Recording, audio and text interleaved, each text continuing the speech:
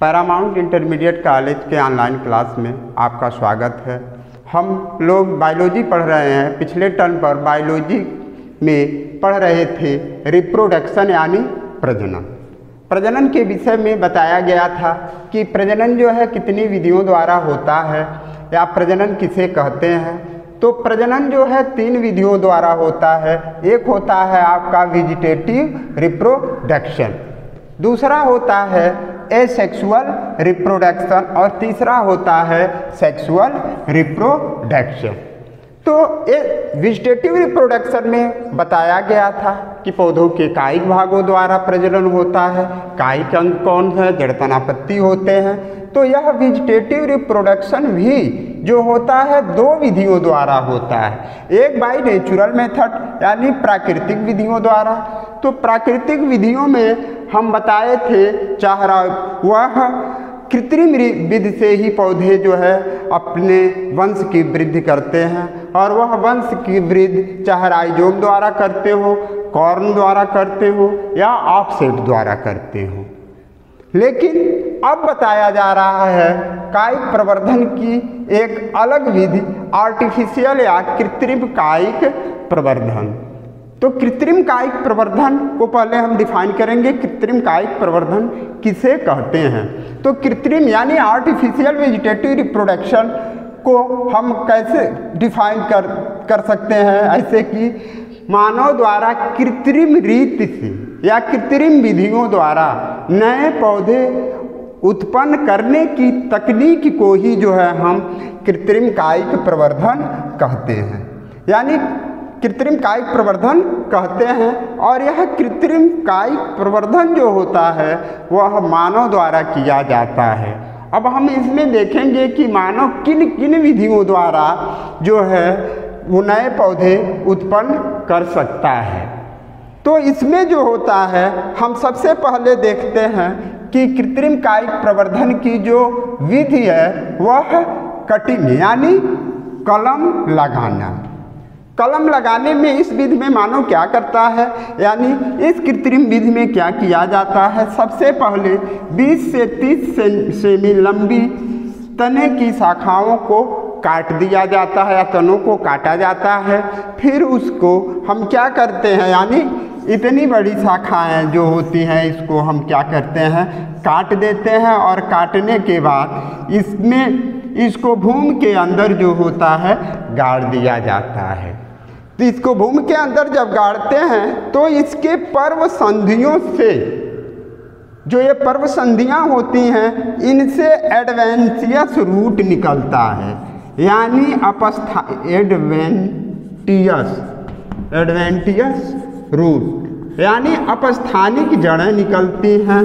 और इन जड़ों से जो होता है फिर क्या होता है कि नए पौधे की उत्पत्ति हो जाती है। जैसे हम देखते हैं या गन्ने की बुआई करते हैं तो देखते हैं उसके तने को क्या करते हैं, छोटे छोटे टुकड़ों में हम काट देते हैं। छोटे छोटे टुकड़ों के काटने के बाद फिर हम उसको मिट्टी में दबा देते हैं। दबाने के कुछ दिनों के पश्चात इससे क्या होती हैं, इनके पर्व संधियों से शाखाएं और तने निकल करके भूमि के बाहर आ जाते हैं। इस प्रकार का प्रजनन गुलाब, गन्ना, गुड़हल आदि में होता है। यानी कटिंग में जो होता है, कटिंग विधि द्वारा प्रजनन हम देखते हैं गुलाब में होता है, गन्ना में होता है, गुड़हल में होता है, नींबू, अनार और संतरे में भी इस विधि द्वारा प्रजनन होता है। अब दूसरी विधि आती है कि ग्राफ्टिंग की। ग्राफ्टिंग मीन्स होता है रोपण या पैबंद लगाना। रोपण या पैबंद।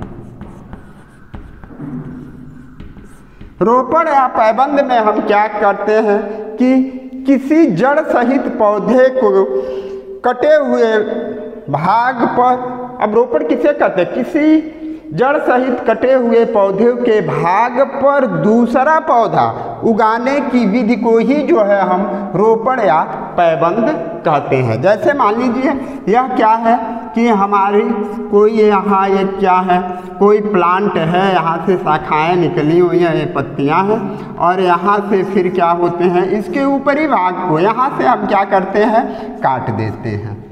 काटने के उपरांत हम किसी अच्छी नस्ल के पौधे के ऊपरी भाग को काट करके इसके ऊपर हम क्या करते हैं, बांध देते हैं, यहाँ लगा देते हैं, और फिर इसको क्या करते हैं, हम मिट्टी या मोम या अन्य चीज़ें रख करके उसको हम बांध देते हैं, धागे से बांध देते हैं।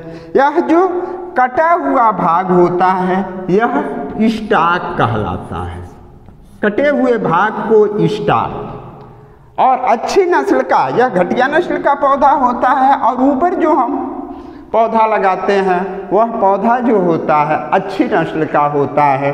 और उस अच्छी नस्ल के पौधे को जब हम इस पे बांधते हैं तो कुछ दिनों के बाद वह जो है डेवलप कर जाता है, और उससे जो होता है नए पौधे की क्या हो जाती है, उत्पत्ति हो जाती है। यानी घटिया और अच्छी नस्ल वाले पौधों को मिलाकर एक नए पौधे का हम क्या कर देते हैं, विकास कर लेते हैं। अब यह रोपण विधि जो होती है, यह कई प्रकार से रोपण विधि हम करते हैं। रोपण जैसे क्या होता है, इसमें एक जीन विधि होती है, स्टॉक विधि होती है, फाट विधि होती है, बगल विधि होती है। यानी वह कटाव के आधार पे इसमें जो हम कटाव पौधे में बगल विधि में क्या होती है, अब यहाँ बगल से क्या करते हैं, पौधे की एक घटिया नस्ल के पौधे की शाख को काट करके इस पे हम एक अच्छी नस्ल के पौधों को जो है हम सेटअप कर देते हैं, और फिर इसको बांध देते हैं, और फिर नए पौधे की या रोपण विधि से एक नए पौधे की उत्पत्ति हो जाती है। अगला आता है कि शाखा बंधन।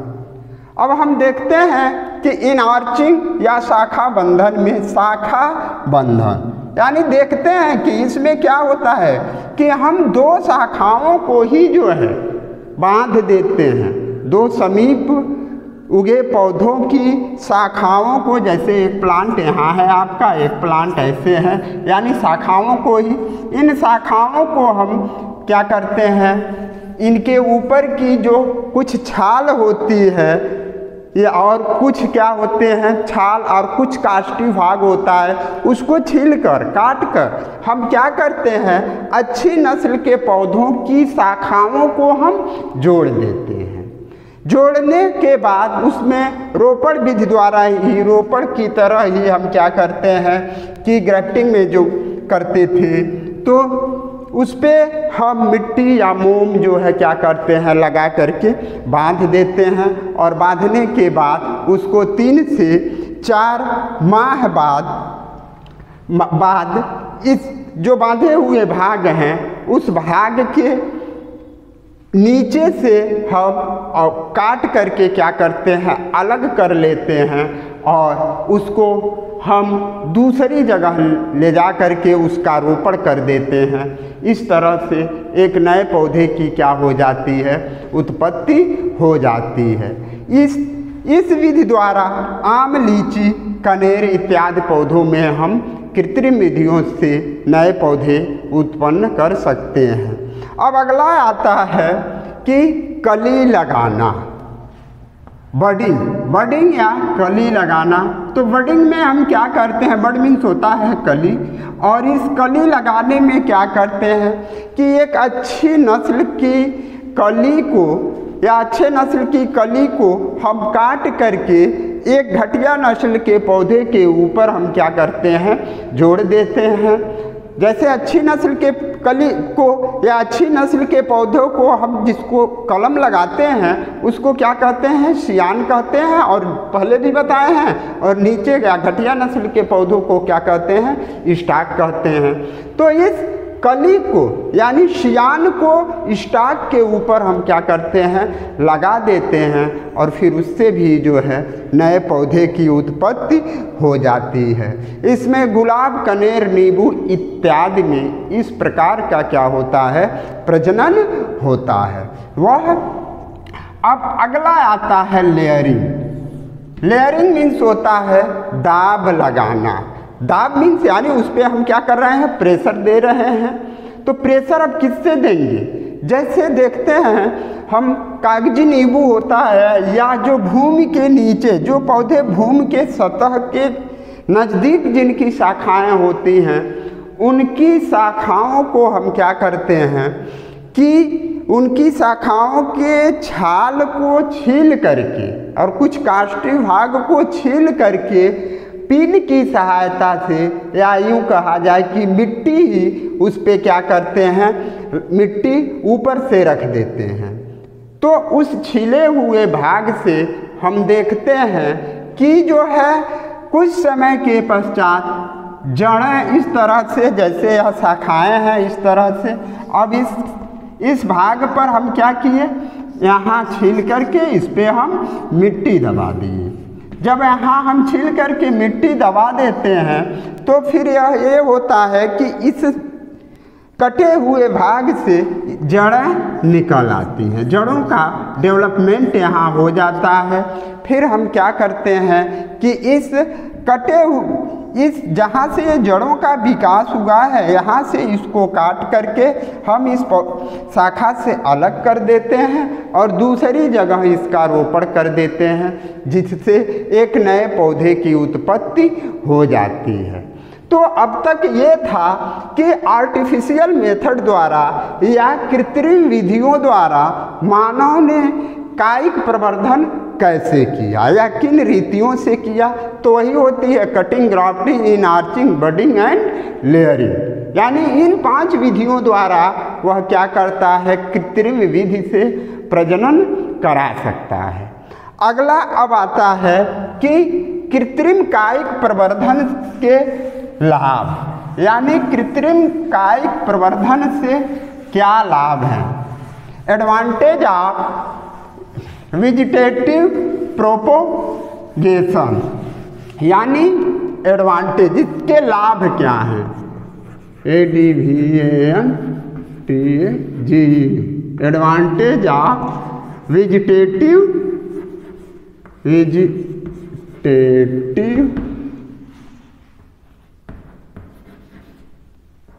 रिप्रोडक्शन। अब देखिए कि इसके यानी वेजिटेटिव रिप्रोडक्शन से क्या लाभ हैं। तो वेजिटेटिव रिप्रोडक्शन के निम्न लाभ हैं। पहला यह है कि निम्न जातियों से या घटिया नस्ल के पौधों से हम एक अच्छी नस्ल के पौधों को तैयार कर सकते हैं। यानी अच्छी नस्ल के पौधों को अच्छी नस्ल वाले पौधे तैयार किए जाते हैं। दूसरा क्या है कि इससे उत्पन्न पौधों में फूल और फल जो होते हैं, फूल और फल जो होते हैं शीघ्र उत्पन्न हो जाते हैं, शीघ्र उत्पन्न हो जाते हैं। यानी काफ़ी कम समय में इससे जो होते हैं, इससे उत्पन्न पौधों में फल और फूल शीघ्र आ जाते हैं। और अगला, नए पौधों को तैयार होने में बहुत ही कम समय लगता है, यानी कम ही समय में हम इस नए पौधों को हम तैयार कर सकते हैं। जैसे अब देखिए कि जिन पौधों में जिन पौधों में सेक्सुअल रिप्रोडक्शन होता है, उनमें फ्लावरिंग स्टेज के बाद जो रिप्रोडक्शन सेक्सुअल होता है, उसके उपरांत उसमें फल बनते हैं। फल के बाद क्या होते हैं, बीज बनते हैं। तो बीज बनने तक यह काफ़ी समय लग जाता है। लेकिन वेजिटेटिव रिप्रोडक्शन में क्या होता है कि इसके कम ही समय में, जैसे नींबू की शाखाओं को काट करके हम क्या करते हैं, अलग कर देते हैं, तो उससे कम ही समय में फल और फूल आ जाते हैं। तो यह इसका क्या है, एडवांटेज है। कम समय में नए पौधे उत्पन्न हो जाते हैं, नए पौधे उत्पन्न हो जाते हैं। दूसरा चौथा इसमें क्या है, चौथा यह देखते हैं इसमें वंश की शुद्धता बनी रहती है, यानी इसमें जो होता है उत्परिवर्तन नहीं हो पाते हैं। यानी नींबू का जिस पौधे वंश का नींबू है उसी की शाखाओं को काट करके हम लगाते हैं तो वह नींबू में वंश की परंपरा क्या होती है, शुद्धता जो होती है वह बनी रहती है। अगला पांचवा क्या है कि पुराने पौधों के समाप्त होने, वंश शुद्धता बनी रहती है। अगला पांचवा क्या है, पुराने पौधों के समाप्त होने के पूर्व, पुराने पौधे के समाप्त होने के पूर्व, समाप्त होने से पूर्व नए पौधे उत्पन्न हो जाते हैं, नए पौधे उत्पन्न हो जाते हैं। लेकिन सेक्सुअल रिप्रोडक्शन में जैसे गेहूं का पौधा है, जब नए पौधे उसी से नए पौधे उत्पन्न हमें करने हैं तो क्या होगा कि वह सूखता है, सूखने के बाद उसकी कटाई की जाती है, कटाई के बाद उसके सीड्स की बुआई करते हैं, तब वह पौधा, यानी यह पौधा क्या होता है, समाप्त हो जाता है और इसमें वह विधि नहीं है। अब अगला क्या होता है, डिसएडवांटेज ऑफ वेजिटेटिव रिप्रोडक्शन, तो एडवांटेज हो गया, अब अगला आ गया डिसएडवांटेज। Disadvantage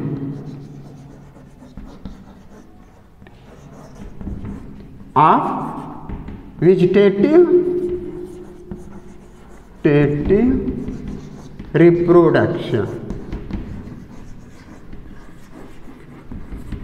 TION।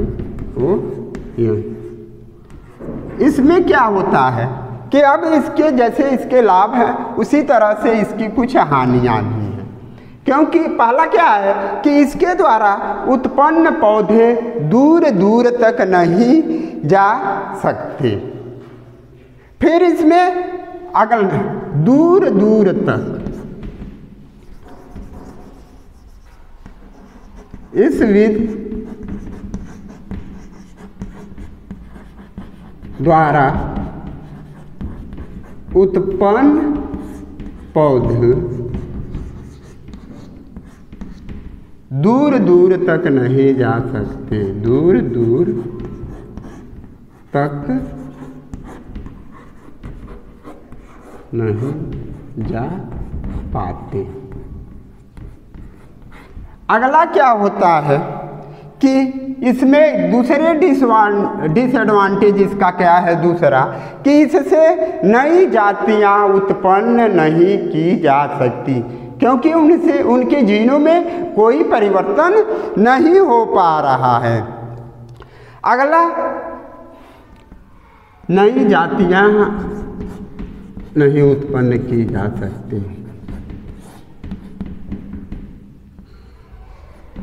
नहीं उत्पन्न की जा सकती। अगला क्या है, यह पौधे कुछ समय पश्चात ही क्या होते हैं, समाप्त हो जाते हैं। बस आज के इस वीडियो में बस इतना ही। कल हम लोग पढ़ेंगे कि asexual reproduction of, asexual reproduction यानी एसेक्सुअल रिप्रोडक्शन अलैंगिक जनन।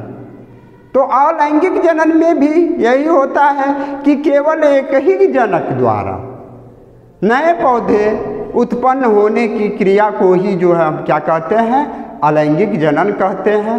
कल जो है इस पे विस्तार से अध्ययन करेंगे।